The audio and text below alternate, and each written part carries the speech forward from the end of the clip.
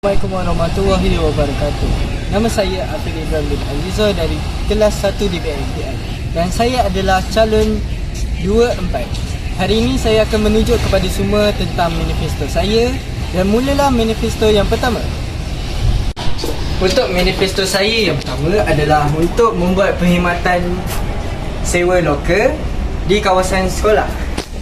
Kerana ini untuk memudahkan pelajar membawa barang seperti baju hujan ataupun helmet dan barang-barang yang berharga ataupun peralatan bengkel pun boleh. Untuk manifesto kedua saya pula ialah untuk mengajukan pesta sukan rakyat tradisional seperti batu seremban, congkak, baling slipper dan lain-lain. Itulah kedua-kedua manifesto saya dan undilah saya calon 24. Bye.